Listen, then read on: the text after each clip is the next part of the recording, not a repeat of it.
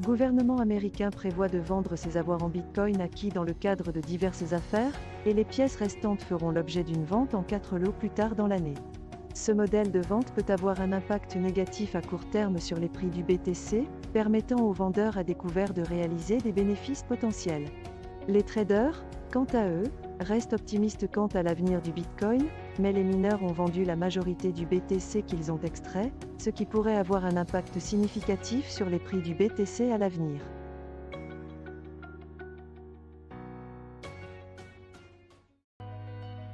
La hausse du Bitcoin cette année pourrait entraîner un pic des prix à environ 45 000 $ le mois prochain, selon Vettel Lune2, analyste senior chez K33 Research.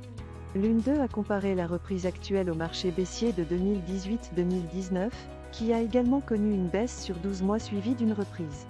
La hausse du Bitcoin depuis le début de l'année a été décrite comme un mouvement haussier détesté par les observateurs de la cryptographie sur Twitter, et Lune2 a noté que le rallye actuel présente toutes les caractéristiques d'un rallye détesté.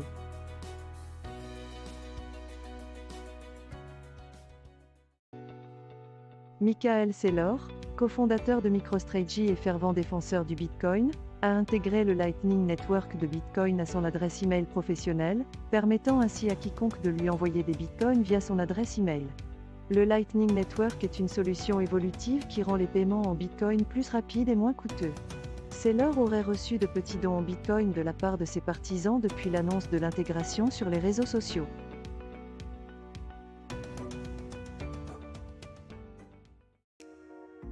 Le lancement réussi de la mise à niveau de Chapella a marqué une étape importante dans la trajectoire de croissance d'Ethereum. La mise à niveau a permis aux stakers de retirer leurs atomisés, bouclant ainsi la boucle sur des aspects clés de la transition vers la preuve de participation. Contrairement à la fusion, la mise à niveau de Chapella n'a pas entraîné de baisse de prix significative et l'ETH a gagné plus de 9% depuis l'événement.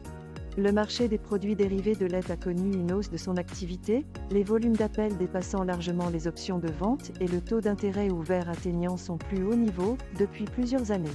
Le taux de financement de l'ETH a été positif sur la plupart des bourses, ce qui a contribué à sa tendance haussière.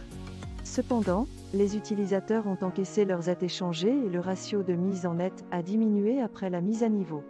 De plus, la corrélation entre ETH et BTC a chuté à son plus bas niveau en 3 mois après la mise à niveau.